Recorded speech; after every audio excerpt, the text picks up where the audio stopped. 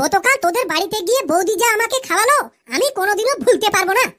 পরের খাবার আবার কার না ভালো লাগে, যে খরচ করে সেই তো বোঝে।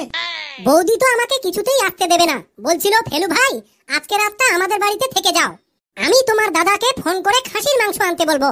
আমিও খুব লজ্জা পেয়ে বললাম না না থাক বৌদি, আবার অন্য একদিন আসবো। কিন্তু কালু তোর ছেলেটা একদম তোর মতোই দেখতে হয়েছে রে মায়েরি। এই শালা ফেলু আসতে বল, ওটা পাশের বাড়ির ছেলে, আমাদের বাড়িতে খেলতে এসেছিল। শালা মান সম্মান সব শেষ করে দিবি আমার। এই তোরা সবাই চুপ কর, স্যার আসছে। Good morning sir. তোরা এত অলস হয়ে গেছিস যে দাঁড়িয়ে একটু গুড মর্নিংটাও বলতে পারছিস না। ঠিক আছে পেয়েছি, এবার তুই দাঁড়াতো। Yes sir. তুই বলতো 143 এর মানে কি? স্যার 143 মানে আই লাভ ইউ। হয়নি। স্যার তাহলে আই লাইক ইউ। তবুও হয়নি। স্যার তাহলে আই হেট ইউ। পেয়েছি, তুই একটা মোটা মাথা, এটাও হয়নি।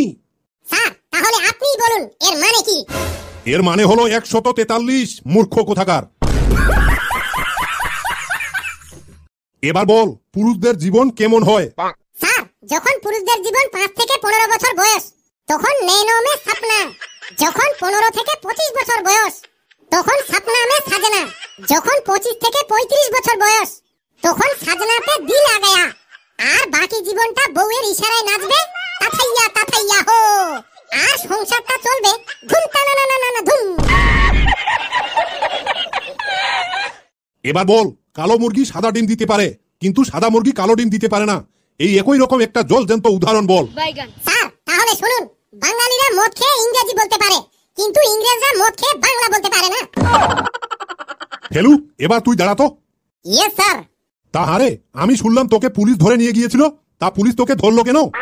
ও সেরকম কিছু না স্যার, ব্যাংক লুট করার পর সেখানে বসেই আমি টাকা গুনছিলাম তো তাই আর কি। তা লুট যখন করেছিস সেখানে বসেই আবার টাকা গুনার কি দরকার ছিল? স্যার এটাই বুঝতে পারলেন না, ওখানে বড় অক্ষরে লেখা ছিল কাউন্টার ছাড়িবার আগে টাকা গুনে নেবেন, পরে ব্যাংক কোনো রকম দায়ী থাকবে না। ফেলু তোর মা এখন কেমন আছে? স্যার আমার মা 11,000 ভোল্টেজের মতো পুরোপুরি সুস্থ আছে। এই তো সেদিন আমার এক বান্ধবী আমাকে ফোন করেছে, সেই সময় আমার মা ফোনটা তুলেছে। বান্ধবী জিজ্ঞাসা করেছে কাকিমা ফেলু বাড়িতে আছে? মা বলেছে আছে কিন্তু হাঁটতে গেছে। আমি শুনতে পেয়ে মাকে বললাম ও মা বাথরুমে গেছে বললে কি হয় তোমার? তা না বলে আমার বান্ধবীকে বলছে হাঁটতে গেছে। মা বলল ঠিক আছে এরপরে তাই বলবো। পরের দিন আবারও এক অন্য বান্ধবী ফোন করেছে, মা ফোনটা ধরেছে, বান্ধবী বলেছে কাকিমা ফেলু কি বাড়িতে আছে? মা বলেছে আছে কিন্তু বাথরুমে হাঁটতে গেছে। কিরে কালু জামাই ষষ্ঠী খেতে যাসনি? গিয়েছিলাম তো স্যার, শ্বশুর বাড়িতে জামাই ষষ্ঠী খাবার পর বাসনগুলো মাজতে নিয়ে গেলাম। এবার শাশুড়ি মা আমাকে দেখে ফেলায় সঙ্গে সঙ্গে চিৎকার করে বলল, বাবা আমার গুণধর জামাই, এটা তোমার নিজের বাড়ি নয়, এটা শ্বশুর বাড়ি, রেখে দাও, তোমার শ্বশুর মশাই ঠিক ঘুষে মেজে রেখে দেবে। এবার ডাক্তার আর উকিল সম্পর্কে যা জানিস বল। স্যার তাহলে বলছি, এক ডাক্তার আর এক উকিল দুজনেই একটাই মেয়েকে ভালোবাসতো। ডাক্তার প্রতিদিন সেই মেয়েটাকে একটা করে লাল গোলাপ ফুল দিত, এদিকে উকিল সেই মেয়েটাকেই প্রতিদিন একটা করে আপেল দিত। একদিন মেয়েটা কনফিউজ হয়ে উকিলকে জিজ্ঞেস করে বলল, আচ্ছা প্রেম ভালোবাসায় লাল গোলাপের ব্যাপারটা আমি খুব ভালো করেই জানি, কিন্তু আপেলের ব্যাপারটা কি? উকিল খুব চালাক মানুষ, তিনি ব্যাপারটা বুঝতে পেরে বলল, আরে পাগলি এটা বুঝতে পারছো না, কারণ প্রতিদিন একটা করে আপেল খেলে আমার মতো উকিলকে ডাক্তারের কাছ থেকে দূরে রাখে। বলতো প্রকৃত গরিব কাকে বলে? স্যার আজকাল গরিব বলে কেউ নেই। এই তো স্যার আমিও নিজেকে খুব গরিব ভাবতাম, কিন্তু যখন থেকে জানতে পারলাম আমার মতো গরিবের রক্ত খেয়ে বেশ কিছু মশার সংসার চলে, তখন থেকে নিজেকে খুব মহান ব্যক্তি বলে মনে হয়। হাবলু এবার তুই বল গাধার ইংরেজি কি? স্যার গাধার ইংরেজি ডনকি। Very good. এবার বলতো সর্বপ্রথম কে ইন্টারনেট আবিষ্কার করেন? কম্পিউটার বিজ্ঞানী ভিন্টন জি শার্প এবং রবার্ট ই সর্বপ্রথম ইন্টারনেট আবিষ্কার করেন। এক্সিলেন্ট, একদম সঠিক উত্তর। এবার বলতো বাংলাদেশ কত সালে স্বাধীন হয়? স্যার বাংলাদেশ 1971 সালের 26শে মার্চ স্বাধীন হয়। বাহ খুব ভালো, খুব ভালো। বাবা হাবলু, তুমি জীবনে কিছু করবে বাবা। ফটকে, এবার তুই দাঁড়াতো। Yes sir. তুই বলতো বৃষ্টির দিনে মহিলাদের মুড কেমন থাকে? স্যার, বৃষ্টির দিনে মহিলাদের মুডগুলি হলো যেমন বড়লোক বাড়ির বউ বলে, চলো না গো আজকে লং ড্রাইভে ঘুরে আসি। মধ্যবিত্ত বাড়ির বউ বলে, শোনো আজ পাকোড়া বানাচ্ছি, চায়ের সাথে জমিয়ে আড্ডা মারতে মারতে খাবো।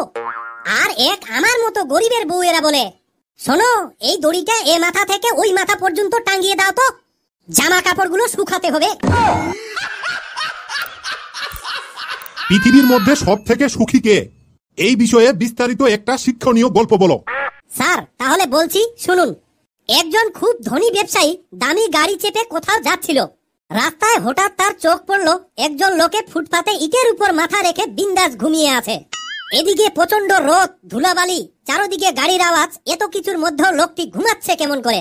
ব্যবসায়ী লোকটি গাড়ি থেকে নেমে তার কাছে গিয়ে ডাকলো, এই যে শুনছেন? তারপর রাস্তায় শুয়ে থাকা লোকটি ধড়ফড় করে উঠে বলে, কি হয়েছে স্যার? ব্যবসায়ী লোকটি বলল, এই প্রখর গরমে এই জায়গায় ঘুমাচ্ছেন কেন? তোমার কি কোনো ঘর নেই? ফুটপাতে শুয়ে থাকা লোকটি তখন হাসতে হাসতে বলল, স্যার ঘর তো আছে, কিন্তু একটা গ্রামে। ভোরবেলা উঠে শহরে পেন বিক্রি করতে আসি, বিকেলে আবার বাড়ি ফিরে যাই। সারাদিন হাঁটাহাঁটি করে ক্লান্ত লাগছিল, তাই একটু রাস্তার পাশেই শুয়ে পড়লাম। ব্যবসায়ী জিজ্ঞেস করলো, আজ কেমন বিক্রি হয়েছে? লোকটি বলল, স্যার আজকে 150 টাকা বিক্রি হয়েছে। আবার সন্ধ্যায় একটা গ্যারেজে কাজ করি, ওখান থেকে কিছু টাকা পাই, তা দিয়ে টেনে টুনে কোনো রকমে আমার সংসার চলে যায়। ব্যবসায়ী তখন 500 টাকা বের করে বলেন, এই নাও তোমার বাচ্চাদের জন্য কিছু কিনে নিও। লোকটি টাকা নিতে অস্বীকার করে বলে, স্যার আমি আপনাকে চিনি না জানি না, তাই এমনি এমনি আপনার কাছ থেকে টাকা নিতে পারবো না। আপনি বরং একটা আমার কাছ থেকে পেন কিনুন, এই পেনে খুব সুন্দর একটা সুগন্ধ আছে। লোকটির আত্মবিশ্বাস দেখে ব্যবসায়ী মুগ্ধ হলো এবং বলল, আমি তোমাকে ব্যবসা করার জন্য 50,000 টাকা দেব, আর তুমি চাইলে ব্যবসায় লাভবান হওয়ার পর আমাকে সেই টাকা ফেরত দিতে পারো।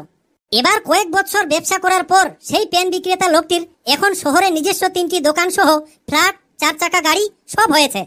তারপর একদিন হঠাৎ করে ডাক্তারের চেম্বারে সেই উপকারিতা ব্যবসায়ীর সঙ্গে দেখা। ব্যবসায়ী বলল, এই যে ভাই তুমি এখানে? হ্যাঁ স্যার, এই তো কিছু চেক আপ করাতে এসেছি। ব্লাড সুগার, প্রেসার হাই, রাত্রে একটুও ঘুম হয় না। সেই পেন বিক্রেতা আরো কাঁদো কাঁদো হয়ে বলল, সত্যি স্যার, আগে হারানোর কোনো ভয় ছিল না, আর এখন কোটিপতি হয়ে নিজের স্ট্যাটাস হারানোর ভয় লাগছে। আগে আমার একটা বউ আর বাচ্চা ছিল, এখন অনেক আত্মীয় বন্ধু বান্ধব হয়ে গেছে, সবাইকে খুশি রাখতে হয়। আগে ডাল ভাত খেয়ে দিন পার হয়ে যেত, এখন বাসমতি চাল, মাছ, মাংস প্রতিদিনই খাই। আগে আমি কাউকে একটা ছোট জিনিস দিলে সবাই খুশি হয়ে যেত, আর এখন বড় বড় দামি জিনিস কিনে দেই, তবুও কেউ খুশি হয় না। যতই দেই ততই আরো বেশি চায়, এই টেনশনে আমার রাতে ঘুম আসে না। ভাবছি আগের মতো আবারও ফুটপাতে পেন বিক্রি করে সুখে শান্তিতে জীবন যাপন করব। আগে আমি গরিব হলেও ডাল ভাতে খুব শান্তি ছিল, এখন কোটিপতি হয়ে বাসমতি চালের ভাত আর মাছ মাংসে সেই শান্তিটুকুও নেই। আমি এখন বুঝতে পারছি কেন 50,000 টাকা দিয়ে আপনি আমাকে উপকার করেছিলেন। আসলে গরিব থেকে কোটিপতি এই পৃথিবীতে কেউ সুখে নেই। ফটকে, তোর এই গল্পটা শুনে আমার খুব ভালো লাগলো। তোদের আজকের মনে ছুটি, আমি এখন আসলাম। বন্ধুরা, আমাদের এই ছোট্ট ভিডিওটি কেমন লাগলো অবশ্যই কমেন্ট করে জানাবেন। ভিডিওটি ভালো লাগলে একটা লাইক দিয়ে যত বেশি পারেন বন্ধুদের মাঝে শেয়ার করে দিন। আর হ্যাঁ, চ্যানেলটিকে এক্ষুনি সাবস্ক্রাইব করে দিন। বন্ধুরা, আপনারা যারা অনলাইন কেনাকাটা করতে শৌখিন, আমাদের এই ভিডিওর ডেসক্রিপশনে অ্যামাজনের জেনুইন এফিলিয়েট লিংক দেওয়া আছে, আপনারা সেই লিংকে ক্লিক করে পছন্দ মতো কেনাকাটা করতে পারেন। আবারও দেখা হবে নতুন কোনো হাসির ভিডিওতে। এভাবেই হাসুন আর সুস্থ থাকুন। ধন্যবাদ।